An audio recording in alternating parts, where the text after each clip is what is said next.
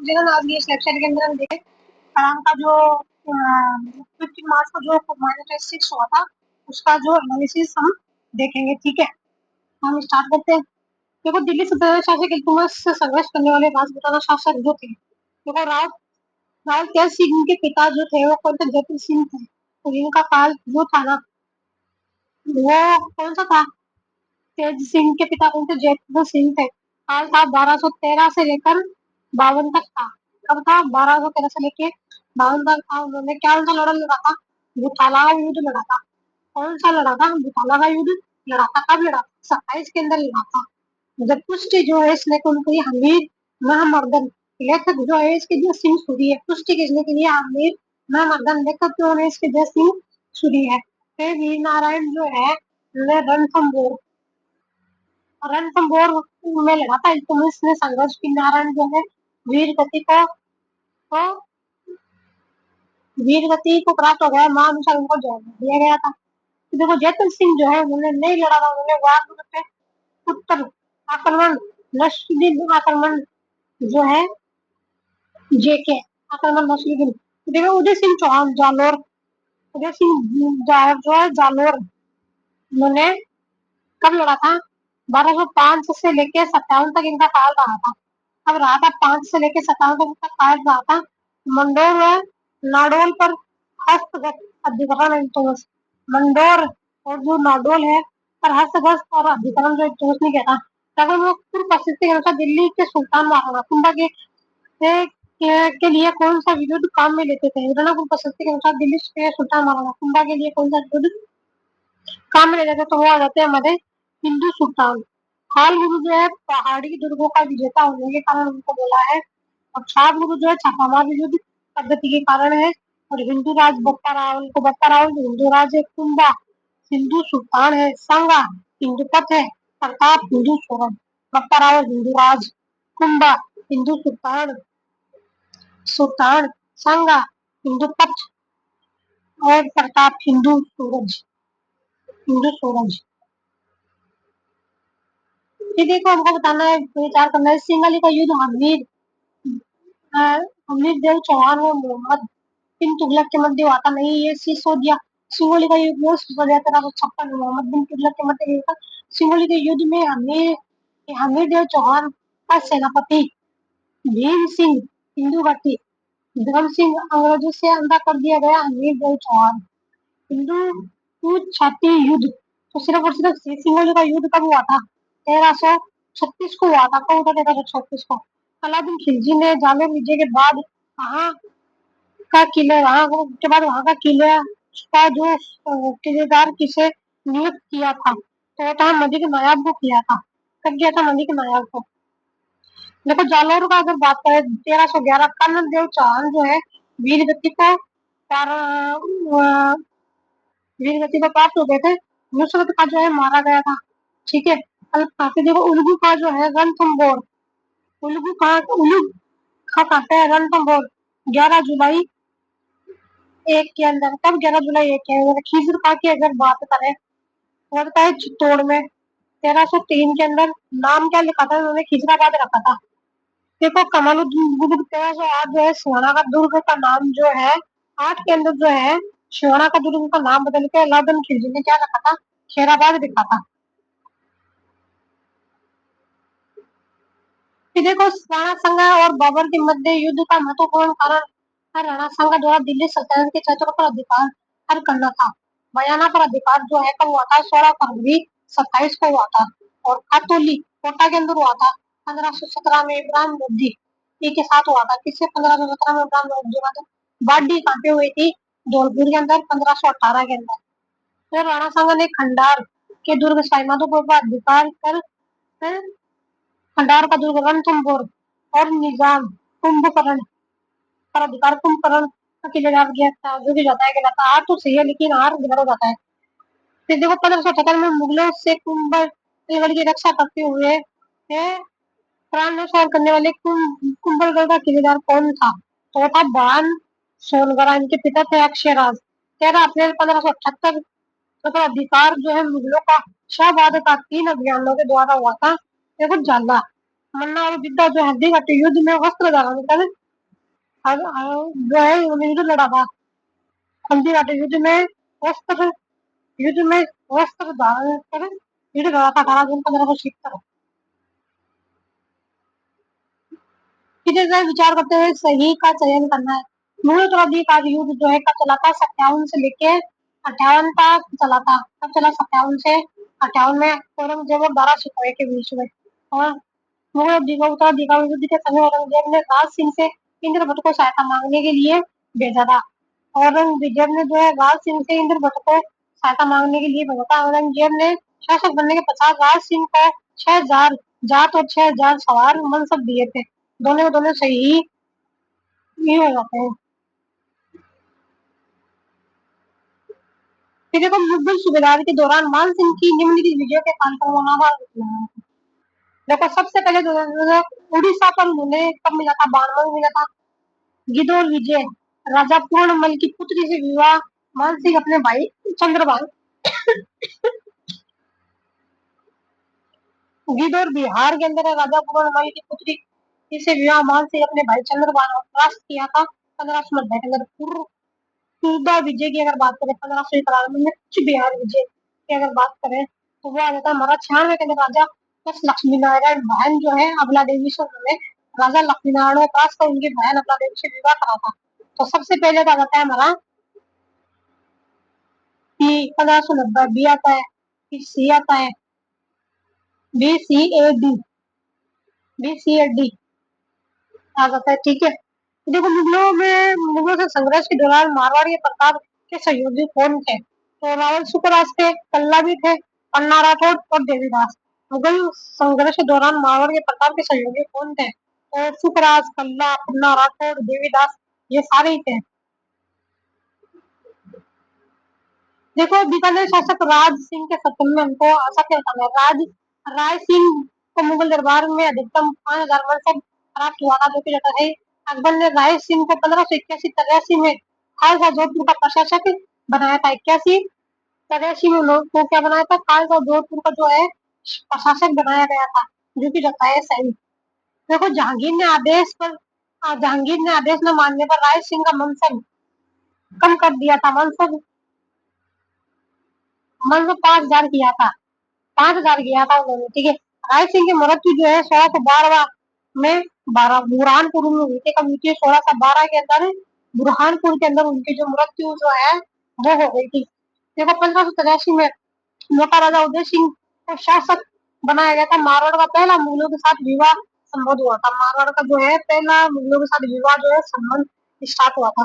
फिर देखो हमको बताना है मारवाड़ जो है एक मोशन आ जाता है, कोटा का जाता है, मेजर बटन और कलर आ जाता है जयपुर रियासत, सिरोही का आ जाता है जड्डी हॉल, मेवाड़ का जाता है कैप्टन शावर्स और भरतपुर का जाता है मॉरिसन। तो 1857 के क्रांति के समय अजमेर की सुरक्षा हेतु 15वीं की बंगाल नेटिव इन्फेंट्री के स्थान पर किस बटालियन की नियुक्ति की गई थी? तो वो जाती है मेयर बटालियन की गई थी। मेवाड़ भील कोर कब बनी थी? 1841 के अंदर बनी थी। देखो नाराज हुई थी नसीराबाद क्रांति हुई 18 नसीराबाद के अंदर क्रांति हुई थी 28 मई 57 के अंदर हुई थी। 28 मई 57 के अंदर ठाकुर खुशहाल सिंह के पश्चात आवा का विद्रोह। ठाकुर खुशहाल सिंह के पश्चात आवा के विद्रोह का नेतृत्व किसने किया था? कोलंबिया के पश्चिमी सिंह ने किया था। किसने किया था? लाम्बिया के जो पश्चिमी सिंह है उन्होंने किया था। उनकी जो माता थी वो थी सुगाली माता।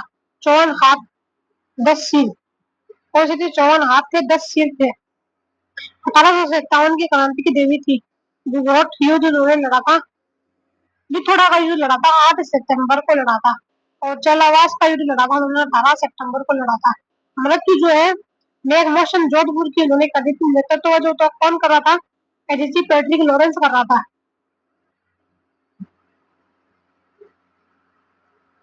जैसे टाटा टोपे ने किस युद्ध में झालावाड़ के शासक को परास्त कर झालावाड़ पर अधिकार किया था?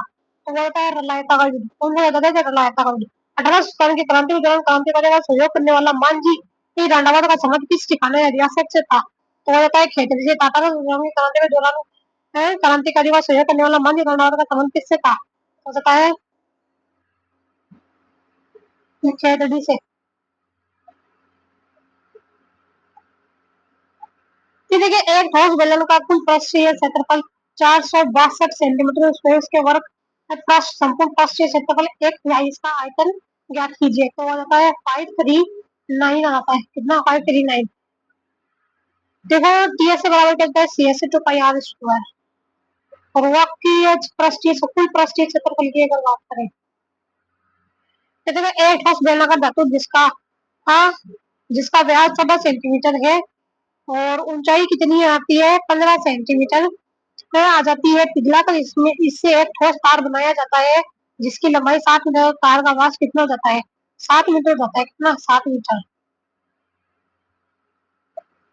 जैसे एक होने वाला बाह्य तथा आंतरिक व्यास क्रम से 12 सेंटीमीटर 8 सेंटीमीटर है। इसे पिघलाकर एक बेलन का आकार दिया जाता है जिसके आधार पर व्यास 16 सेंटीमीटर। बेलन की ऊंचाई क्या होगी हो जाती है 3.17 हो जाती है 3.17। धातु के एक ठोस अर्ध गोले को पिघलाया जाता है और इसे समान त्रिज्या आर के एक शंकु के रूप में डाला जाता है। यदि शंकु की ऊंचाई h है तो h बराबर क्या हो जाएगा 2r हो जाएगा। क्या हो जाएगा h बराबर 2r।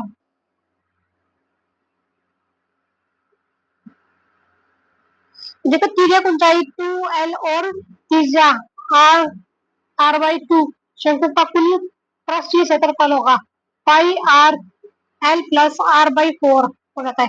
तो देखो 36 सेंटीमीटर के व्यास की एक ठोस गोल धातु की बॉल को पिघलाया जाता है उससे 12 सेंटीमीटर व्यास है 12 सेंटीमीटर ऊंचे छोटे ठोस शंकु बनाए जाते हैं। यदि यह बताइए कि इससे पिघले हुए धातु का प्रयोग करके बनाए गए शंकुओं की संख्या कितनी होती है तो होती है 54 शंकु। कितने 54 शंकु।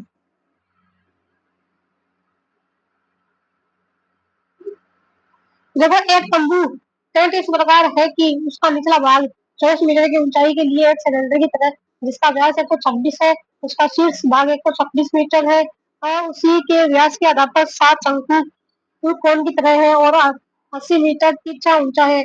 उसका कैनवास 8 मीटर चौड़ा है। तंबू को बनाने के लिए आवश्यक कैनवास की लंबाई की गणना कीजिए और आती है 3168 आ जाती है। कितनी 31 मोटाई डी और आंतरिक त्रिज्या आर।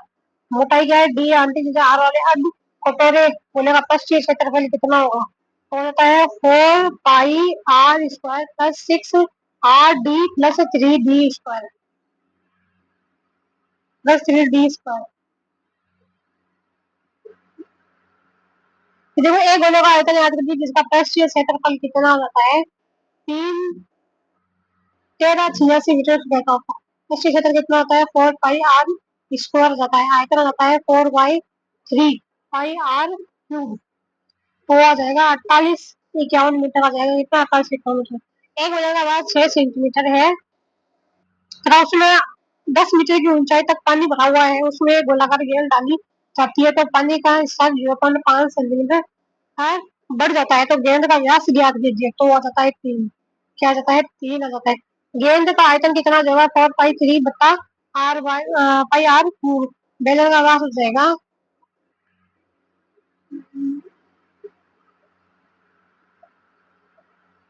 देखो राशन युवा स्वरोजगार योजना के संदर्भ में उनको बताना इस योजना यह योजना 31 मार्च 2029 तक प्रभावी होगी। इस योजना के अंतर्गत 8वीं और 12वीं के छात्र पास 8वीं से 12वीं की कक्षा पास उद्यमियों को विनिमय क्षेत्र के अंतर्गत अधिकतम 10 लाख रुपए तक का ऋण उपलब्ध कराया जाएगा।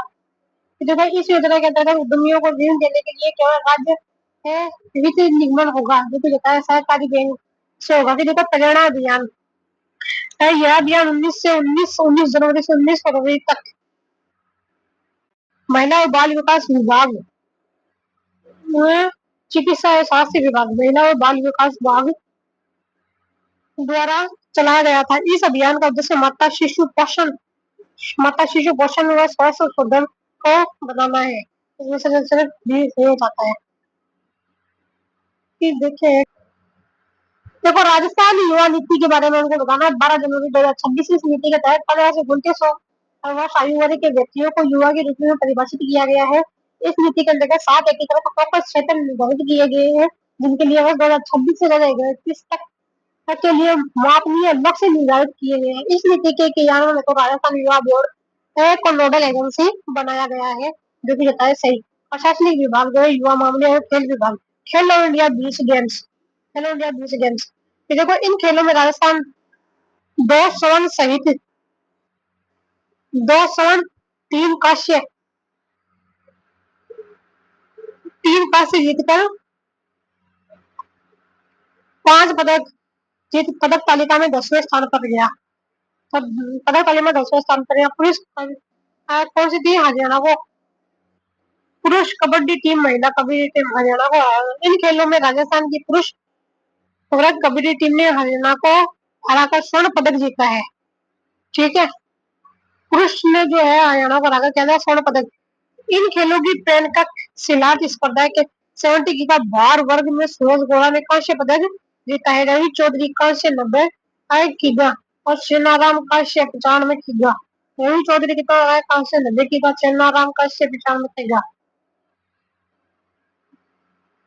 ग्राम उत्थान शिविर की अगर बात करें, इस शिविर का आयोजन 23 जनवरी से 9 फरवरी तक 2 चरणों में किया गया था। 23 जनवरी से 9 फरवरी तक। फर्स्ट चरण जो है 23 से 25 जनवरी व 23 से 25 जनवरी व 9 फरवरी। चरण बी जो है 1 फरवरी से 5 फरवरी व 9 फरवरी। 1 फरवरी में 1 फरवरी से 5 फरवरी 9 फरवरी। इन शिविरों में राज्य के 13 विभागों की विभिन्न सुविधाएं उपलब्ध कराई गई है। इन शिविरों के आयोजन हेतु ग्रामीण विकास विभाग को नोडल विभाग बनाया गया, जो कि बताया गया। कृषि और उद्यानिकी विभाग राजस्थान। इन शिविरों के आयोजन हेतु ग्रामीण विकास विभाग को नोडल विभाग बनाया, जो कि बताया गया। कृषि और उद्यानिकी विभाग। देखो गेम जेम के बारे में हमको बताना है। बोला है गेम जेम। इसका आयोजन राजस्थान डिजिटल टाइगर समिट के द्वारा जयपुर में किया गया था। इस प्रतियोगिता का तृतीय संस्करण था। ये पहला संस्करण था। कौन सा पहला संस्करण? इसका आयोजन आउटलुक रेस्पॉन्स सूचना और प्रौद्योगिकी संचार विभाग के नाडविन गेमिंग द्वारा किया गया था। तो देखो मेरी संसार यात्रा जो है पंडित गिरधर शर्मा, है ना, तो मरुधरा के परिणाम पुण्य सिंह, तो राव शिवराज पाल।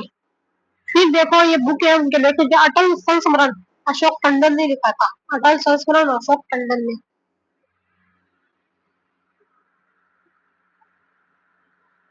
फिर देखिए 25 जनवरी जनों को पद्म श्री पुरस्कार से कौन सा मुझे सम्मानित नहीं है? पीयूष पांडे जो है वो नहीं है। ठीक है, पीयूष पांडे नहीं है। अलवर से कौन है? बपंग वादक गगरुद्दीन मेवाती जोगी। तो स्वामी ब्रह्मदेव महाराज, जो कि जाते हैं हमारे श्री गंगानगर से। तगाराम भीम जो है जैसलमेर से। कौन रहते हैं? तगाराम भीम रहते हैं जैसलमेर से। देखो मरु महोत्सव 2026 के बारे में हमको बताना है। देखो मरु महोत्सव जो है इसका आयोजन जो है 29 जनवरी पोखरण से 30 जनवरी, ये एक सन जैसलमेर के अंदर किया गया। 19 जनवरी पोखरण से 30 जनवरी से 1 फरवरी सन जैसलमेर। 29 जनवरी को काटे पोखरण में, 29 और 1 जनवरी को काटे गया था। क्या 1 फरवरी को काटे सन जैसलमेर के अंदर। इस प्रतियोगिता के दौरान मनुश्री का खिताब जो है मनीष पवार ने जीता था। किसने? मनुश्री कौन बना था? मनीष पवार। इस प्रतियोगिता के दौरान मिस मूवमेंट जो है कुसुम पवार बनी थी। मिस मूवमेंट कौन बनी थी? कुसुम पवार। और वर्षा भाटी बनी थी मिस पोखरण। वर्षा भाटी कौन बनी? मिस मूवमेंट जो बनी कुसुम कुमार बनी थी। वर्षा भाटी की अगर बात करें तो वो मिस पोखरण बनी थी। तो देखो राजस्थान एआई इंपेक्ट 2026 के बारे में हमको बताना है। एआई इंपेक्ट 2026 इस कॉन्फ्रेंस का आयोजन जो 6 जनवरी से 2000 इस कॉन्फ्रेंस का आयोजन 6 जनवरी 2026 से जेईसीसी सीतापुर जयपुर में किया गया था। इस समिट की थीम एआई सबकी पहुंच सबके लिए रखी गई थी। इस समिट के दौरान राजस्थान एआई पोर्टल का शुभारंभ किया गया था, जो कि जाता है सही। तो नए विषयों के संदर्भ में हमको बताना है। देखो साबित कदाचार जो है 124 4 कदाचार व असमर्थता ऐसी सुप्रीम कोर्ट जांच बाद विशेष बहुमत राष्ट्रपति अक्सर करता है। देखो असमर्थता आ जाता है, लाभ का पद प्राप्त करने वाला नहीं आता है इसके अंदर। तो भारतीय न्यायपालिका के संदर्भ में हमको बताना है। भारत के राष्ट्रपति की पूर्व नियुक्ति से भारत के मुख्य न्यायमूर्ति अनुच्छेद 128 उच्चतम न्यायालय से ध्वनिवत किसी न्यायाधीश को उच्चतम न्यायालय के न्यायाधीश के पद पर बैठने और कार्य करने हेतु बुलाया जा सकता है। भारत में किसी भी उच्च न्यायालय को अपने निर्णय के पुनर्विलोकन की शक्ति प्राप्त है, जैसा कि उच्चतम न्यायालय के पास। भारत के किसी भी उच्चतम न्यायालय भारत के किसी भी उच्चतम न्यायालय को अपने निर्णय के पुनर्विलोकन करने की शक्ति भारत है, जैसे कि उच्चतम न्यायालय के पास है। देखो कौन सा एक वाद में भारत के उच्चतम न्यायालय द्वारा भविष्य लक्ष्य विनिर्णय का सिद्धांत अपनाया गया था। गोकलनाथ बनाम पंजाब ये 867 के अंदर, केशव भारती बनाम केरल राज्य ये 73 के अंदर, केशव भारती कब चला था बनाम केरल के अंदर, केशव भारती केरल 73 के अंदर।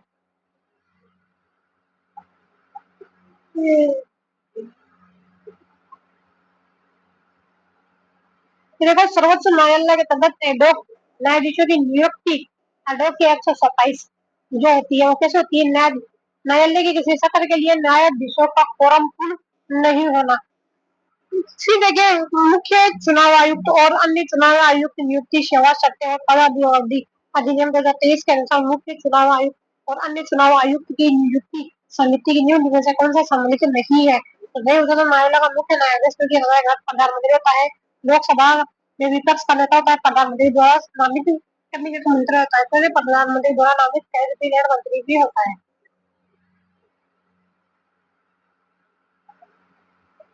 कि देखो कौन सा नवाचार भारत निर्वाचन आयोग का नहीं है, तो जो नहीं है वो ये नवाचार जो केंद्रीय सतर्कता आयोग का है, जिनकी जेनेसिस भी है। नवाचार भारतीय निर्वाचन का है, नहीं निर्वाचन आयोग का नहीं है, क्योंकि ये क्या केंद्रीय केंद्रीय सतर्कता आयोग का है। सुगम है, जेनेसिस है, सिविल जो है आचार संहिता रिपोर्ट। तो बच्चों लोकसभा आयोग के संदर्भ में जिन कथनों पर हमको विचार करना है, देखो संविधान के अनुसार 316 दो के अनुसार संघ लोक सेवा आयोग के अध्यक्ष और सदस्य अपने पद ग्रहण से 6 वर्ष अवधि या 65 वर्ष की आयु जो भी हो पहले होने तक पद को बदला जा सकता है। तो अनुच्छेद 319 के तहत संघ लोक सेवा आयोग के अध्यक्ष सेवानिवृत्त के पश्चात पुनः नियुक्त नहीं किए जा सकते।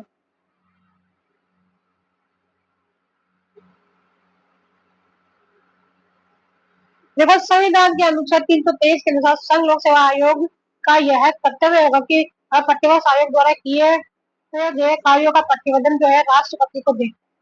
फिर देखो यूपीएससी के कार्य क्षेत्र से बाहर है, तो विभिन्न सेवा पदों की भर्ती पर नियम बनाना पिछड़ा जाति की नियुक्ति सेवा पर जो विभिन्न सेवाएं की सेवा और पदों पर भर्ती का नियम है जो रहता है पिछड़ा जातियों की नियुक्ति के विषय पर आरक्षण नहीं रहता है।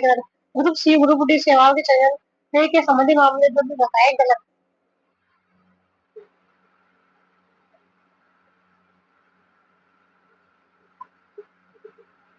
तो देखो पंचायती राज संस्थाओं के अध्यक्ष उपाध्यक्ष को पद से हटाने समिति और विश्वास प्रस्ताव के संबंध में निम्न से आवश्यक कथन है।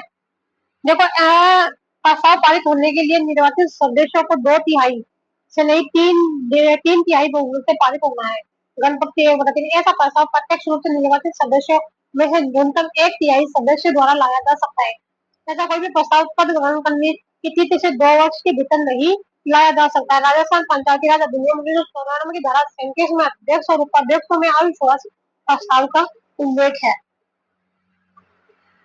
देखो 73वें संविधान संशोधन 1992 अधिनियम के अंतर्गत पंचायतों का एक संवैधानिक दर्जा दिया गया है, जो कुछ होता है गलत या सही होता है। देखो 1992 में पहले संविधान में ग्राम पंचायतों का कोई 1992 से पहले संविधान में ग्राम पंचायतों का कोई उल्लेख नहीं था, अनुच्छेद 40 के अंदर है, जो कुछ होता है गलत। फिर देखिए अब बात करें हम अशोक मेहता समिति की अगर बात करें तो वो आ जाती है हमारी 77 के अंदर आ जाती है अशोक मेहता समिति है।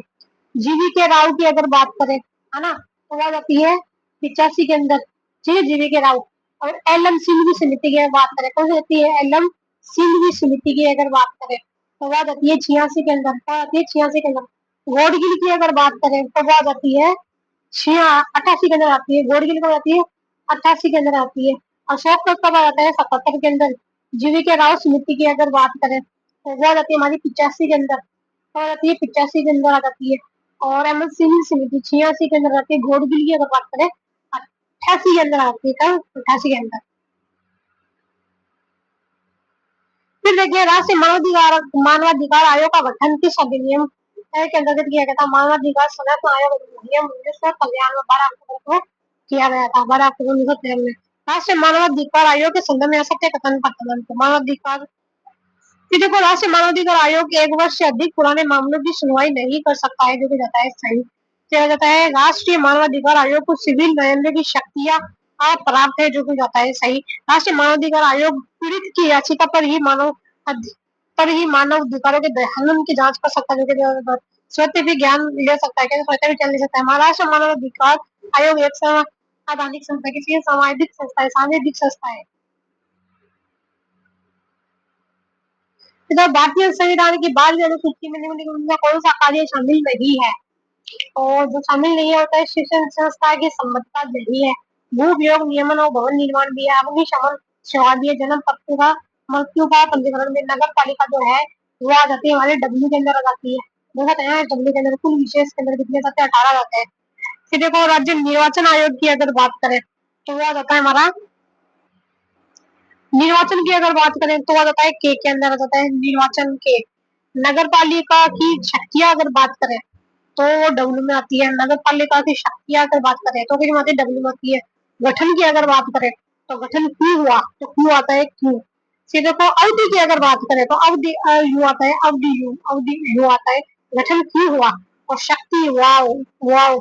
निर्वाचन की अगर बात करें तो आता है क्यों। देखो भारतीय निर्वाचन आयोग के संदर्भ में हमको जानना है अनुच्छेद 324। तो निर्वाचन आयोग मूलतः एक सदस्यीय था। 16 अक्टूबर 1989 को 2 अन्य निर्वाचित आयुक्तों की नियुक्ति पर बहु सदस्य बनाया गया। जो होना चाहिए अनुच्छेद के 324 के अनुसार उपराष्ट्रपति पद के लिए निर्वाचन संबंधी कार्य यह निर्वाचन आयोग का है। मुख्य चुनाव आयुक्त और अन्य चुनाव आयुक्त की नियुक्ति सेवा शर्तें और पदावधि अधिनियम 2023 के अनुसार प्रेसिडेंट समिति के अध्यक्ष प्रधानमंत्री कानून मंत्री के द्वारा बनाई गई। भारत की प्रथम महिला निर्वाचन आयुक्त जो है वो कौन सी थी वो आ जाती है हमारी रमा देवी थी।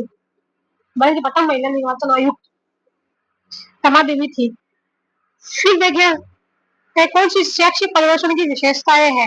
यह एक अनवरत प्रक्रिया है। कैसी अनवरत प्रक्रिया यह औपचारिक यह अधिपूरक नहीं है। इसका उद्देश्य शिक्षण की गुणवत्ता में सुधार लाना है। यह औपचारिक और अनौपचारिक जो है वो दोनों होती है। कैसे औपचारिक और अनौपचारिक दोनों होती है। देखो शैक्षिक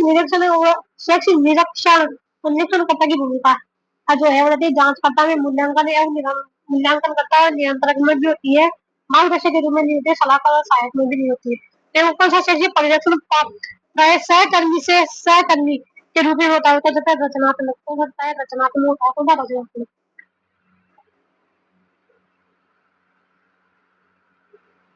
तो देखो यह नकारात्मक दृष्टिकोण पर आधारित परिरक्षण है। इसमें परिरक्षण का लक्ष्य कन्या एक विद्या खोजना है। ये किस परिरक्षण की विशेषता है तो आ जाती है हमारी सुधारात्मक की सुधारात्मक परिरक्षण की जाती है। देखो नैदानिक परिरक्षण एक चक्रात्मक में प्रक्रिया जिसमें 5 चरण होते हैं। निम्नलिखित में से कौन सा है इनका प्रथम चरण है। प्रथम चरण आता है पूर्व अवलोकन आ जाता है। फिर सेकेंड आ जाता है कक्षा अवलोकन आ जाता है। फिर उसका विश्लेषण आ जाता है। फिर आ जाता है पश्च अवलोकन आ जाता है। ठीक है फिर आ जाता है पश्च अवलोकन आ जाता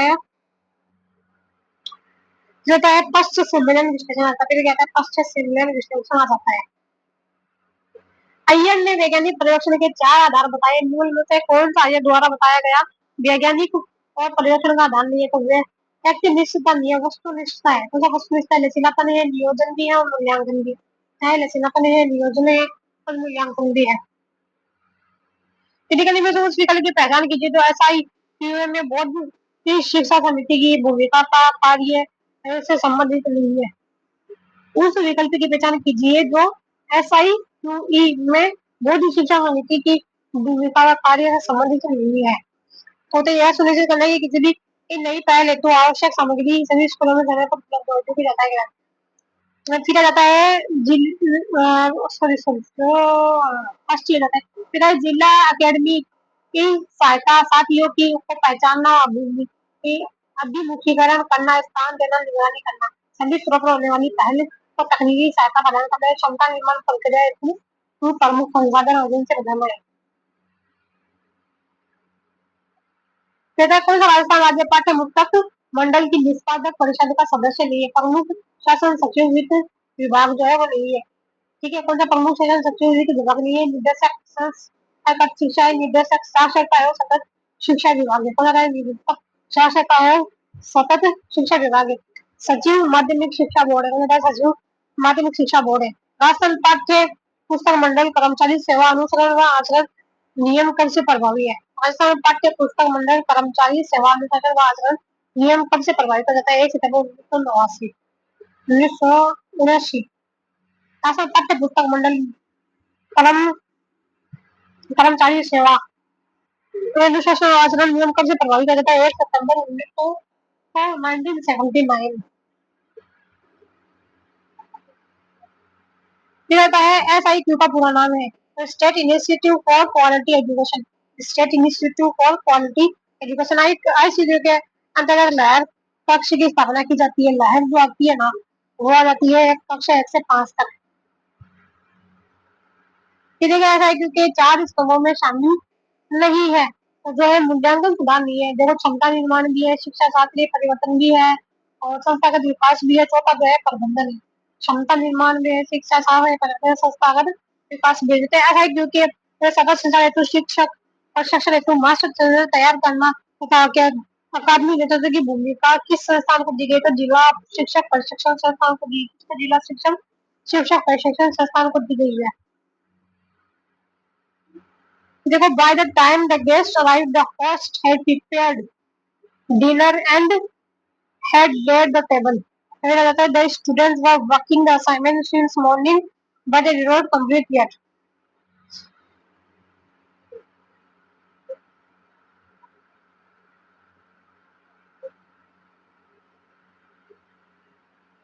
so before the bell rang the teacher had finished the lecture before the bell rang the teacher had finished the lecture Lydiard passes to Tyler shoots and its goal. So that this is the first time I have seen a volcano. This is the first time I have seen a volcano. Maybe the following sentence is correct. So that this is the last time I pray for you. This is the last time I am praying for you. This is the last time I will pray for you. This is the last time I will pray for you.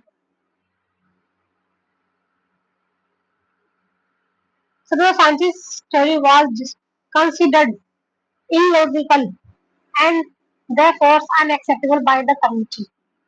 The report was incomplete and therefore unsatisfactory.